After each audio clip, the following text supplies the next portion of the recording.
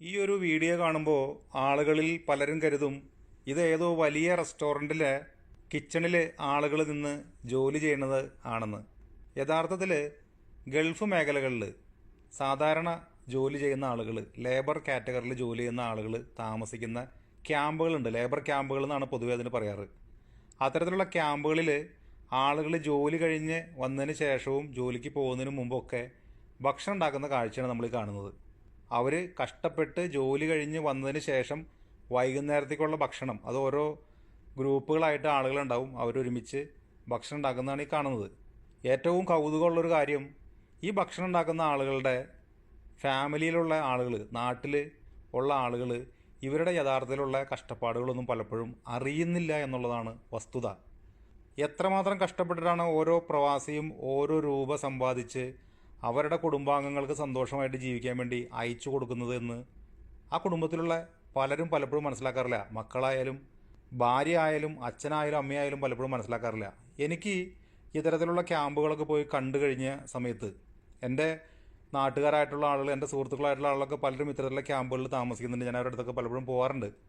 അത് പോയി കാണുന്ന സമയത്ത് മനസ്സിൽ തോന്നിയിട്ടുള്ളൊരു കാര്യമാണ്, ഇവർ ഈ അധ്വാനിച്ച് വർഷങ്ങളോളൊക്കെ നിന്ന് ഇവിടെ നിന്ന് ഈ പൈസ മുഴുവൻ നാട്ടിലേക്ക് അയച്ചു കൊടുക്കുന്നുണ്ട്. അതിൽ കുറച്ച് പൈസ മാറ്റി വച്ചിട്ട് ഇവരുടെ മക്കളെയോ ഭാര്യയോ ഒക്കെ ഇവരുടെ ജീവിക്കുന്ന സാഹചര്യങ്ങൾ, അവർ ജോലിക്ക് പോണ സ്ഥലം, അവർ വന്ന് താമസിക്കുന്ന ഉറങ്ങുന്ന അവരുടെ റൂമും മറ്റ് സൗകര്യങ്ങൾ, അവരുടെ ബാത്റൂം സൗകര്യങ്ങൾ, അടുക്കള സൗകര്യങ്ങൾ, ഇതൊക്കെ ഒന്ന് കാണിച്ചു കൊടുക്കണം.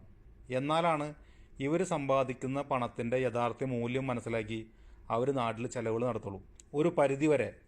ഒരു പരിധി വരെയുള്ള കുറേ ഫാമിലികളൊന്നും ഈ പൈസയുടെ മൂല്യം അറിയാതെ നാട്ടിൽ ധാരാളിച്ച് ദൂർത്തടിച്ച് ജീവിക്കുന്ന ആളുകളുണ്ട്.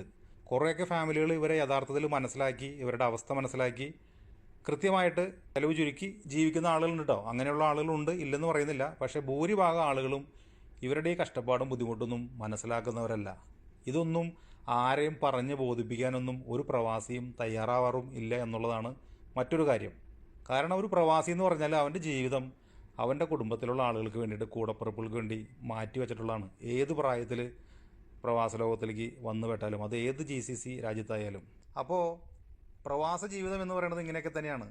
ഇവിടെ വന്ന് പ്രവാസികളായിട്ടുള്ള ആളുകൾ കഷ്ടപ്പെട്ട് ബുദ്ധിമുട്ടി അവരുടെ കുടുംബം നോക്കുന്നതിൻ്റെ ബുദ്ധിമുട്ടുകളൊന്നും ഒരു പരിധിവരെയുള്ള ആളുകൾ ആരും അവരുടെ കുടുംബത്തെ അറിയിക്കാറില്ല.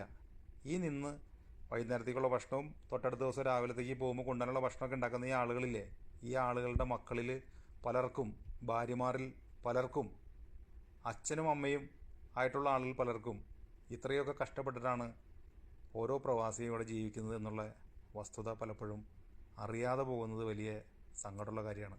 സ്വന്തം നാടും വീടും മണ്ണും മഴയും സ്വന്തങ്ങളും ബന്ധങ്ങളും മക്കളും ഭാര്യയും അച്ഛനും അമ്മയും ഇവരെയൊക്കെ ഒരുപാട് അകലെ നിർത്തി അവർക്ക് വേണ്ടിയിട്ട് ജീവിതം നയിക്കുന്ന ഒരുപാട് പ്രവാസികളുണ്ട്. സാധാരണക്കാരായിട്ടുള്ള സാധാരണ ജോലി ചെയ്യുന്ന പ്രവാസികൾ.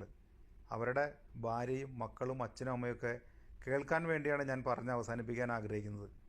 ഇത്രയും അധികം കഷ്ടപ്പെട്ടിട്ടാണ് അവരോരോരുത്തരും ഇവിടെ ജോലി ചെയ്യുന്നതും ഓരോ രൂപയും സമ്പാദിച്ച് നിങ്ങൾക്ക് അയച്ചു തരുന്നത് എന്നുള്ള ഒരു തിരിച്ചറിവോടുകൂടി വേണം നാട്ടിൽ നിങ്ങൾ ഗൾഫിൽ നിന്ന് വരുന്ന ഓരോ ചില്ലി പൈസയും ചിലവാക്കാനായിട്ട്.